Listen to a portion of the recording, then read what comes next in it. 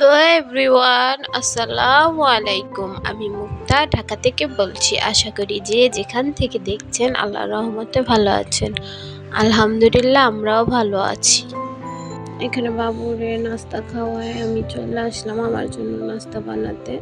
আপনাদের ভাইয়া ভোরে আসছে, কিন্তু উনি না ঘুমায় কিছুই খেতে পারবেন না, এটা ওনার অভ্যাস। তো উনি ঘুমে আর আমি আমার জন্য নাস্তা বানিয়ে নিচ্ছি। তো এখানে নাস্তা বানিয়ে ভাবলাম যে ভাত বসাই দিই, খেতে খেতে ঘরে কাজ করতে করতে হয়ে যাবে। তো বসাই দিলাম। তো এখানে আমি নাস্তা করে নিচ্ছি, নাস্তা করে ঘরের কাজ করতে চলে আসলাম। ঘরের কাজ বিছানা ঝেড়ে ঘরটা ঝাড়ু দিতে চলে আসলাম আর কি। ঘর মুছবো না আজকে। এখানে আমি ঘর ঝাড়ু দিয়ে দুপুরে রান্না করতে চলে যাব। আজকে দুপুরে রান্না মুরগি আলু দিয়ে রান্না করব। ভুনা করতাম, যেহেতু বাবু খাবে, তো বাবুর জন্য তো আলু লাগবে, বাবুর জন্য তো আমি আলাদা রান্না করি না।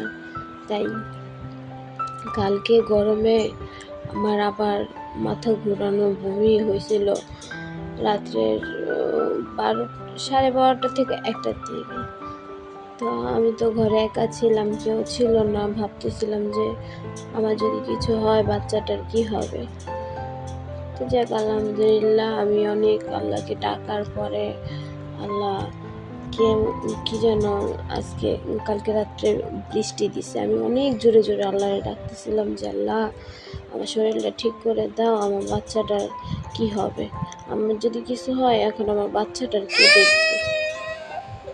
তা এটার জন্য পরে দেখি আলহামদুলিল্লাহ বৃষ্টি হয়েছে। বৃষ্টি হওয়ার পর আমার এমন ভালো লাগছে। তা সব কিছুর জন্য আলহামদুলিল্লাহ। এখানে আমি মুরগিটা যেহেতু ওদিন পরিষ্কার করিনি, আজকে পরিষ্কার করে কেটে নিব।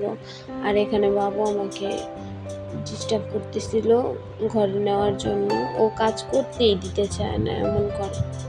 আর যেহেতু ওর বাবা অন্য রুমে শোয়া, তো ওর সাথে তো কেউ খেলতেছে না, কি করবে, এর জন্য। পরে আমি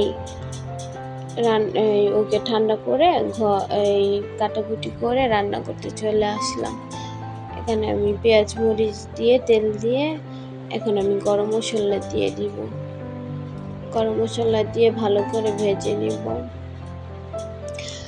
তা আমার এই পর্যায়ে আমার সেই পুরনো কথা বলে নিচ্ছি। আমার ভিডিওর কোনো জায়গায় কোনো অংশ আপনাদের যদি একটু ভালো লাগে, প্লিজ একটা লাইক করে দিবেন।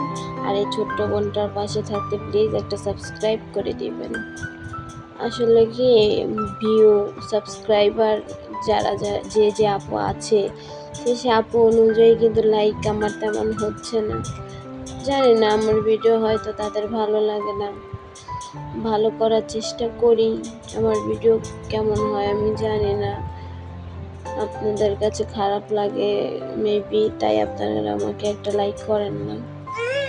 তো যাই হোক, যদি আপনাদের ভালো মনে হয় আপনারা একটা লাইক করে দিবেন, আর ছোট্ট বোনটার পাশে থাকতে একটা সাবস্ক্রাইব করে দিবেন।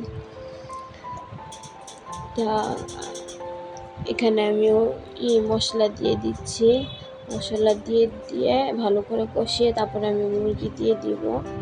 আমার ভয়েসের পাশাপাশি আমার বাচ্চার আওয়াজ আসলে এর জন্য আমি আন্তরিকভাবে দুঃখিত। মাত্র বাবু ঘুম থেকে উঠছে আর আমি এখন ভয়েস দিচ্ছি, তো তাই আমি আন্তরিকভাবে দুঃখিত। আমার ভিডিওর কোনো জায়গায় কোনো অংশে আমার কথাবার্তায় ভুল ত্রুটি হলে আমাকে ক্ষমা সুন্দর দৃষ্টিতে দেখবেন। তো এখানে আমি কাটাকুটি করার পর আর নাস্তা করার পরে যে থালা বাসন হয়েছে ওইগুলো আমি ধুয়ে নিচ্ছি। এখানে 4-5টা হয়েছিল। কয়েকদিনের মধ্যে আমি নতুন বাসায় উঠবো। তো ভাবতেছি যে আমি নতুন বাসায় উঠবো কিভাবে করব, যে অসুস্থ লোকজন পাল্টায় দিল, ঘরের যে এলোমেলো, এগুলো কিভাবে কি করবো এগুলাই ভাবতেছি। দেখ দেখি আল্লাহ কি করে। আল্লাহ যদি বাঁচায় রাখে, আল্লাহ সুস্থতা যদি দেয়, তাহলে আলহামদুলিল্লাহ করে ফেলবো। আর এখানে তো আমার মশলা কষানো হয়ে গেছে, এখন আমি মুরগি দিয়ে দিব। যেহেতু দেশি মুরগি বেশিক্ষণ লাগবে না, তো আমি অল্প কষায় আলু দিয়ে দিব। তো এখানে কষানোর টাইমে আমি পানি দিয়েছিলাম অল্প, সেই ভিডিওটার আমি ভাবছি যে করা হয়েছে, বাট দেখি পরে যে না করা হয়নি। আমি অল্প পানি দেওয়ার পরে তারপরে ঢেকে দিছিলাম। তো অল্প কষানোর পরে আমি আলুটা দিয়ে দিব। এই তো এখানে পানি দেখা যাচ্ছে যে এই পানিটা আমি আগেই দিয়েছিলাম। তারপরে তো আলু দিয়ে দিচ্ছি অল্প কষানোর পরে। আমার রান্নাবান্না যাদের ভালো লাগে, আমার যে নতুন আপুরা আছে তারা ট্রাই করতে পারো। তো সবাই কি বলে এটা লাস্টের পর্যায়ে আমি ভিডিও করতে পারিনি, আপনাদের ভাইয়া উঠে গেছিল, তো তাড়াতাড়ি চটজলদি খাবার দিতে গিয়ে আর আমার মনে ছিল না আর কি। তো আজ এই পর্যন্ত, আল্লাহ হাফেজ, আসসালামু আলাইকুম।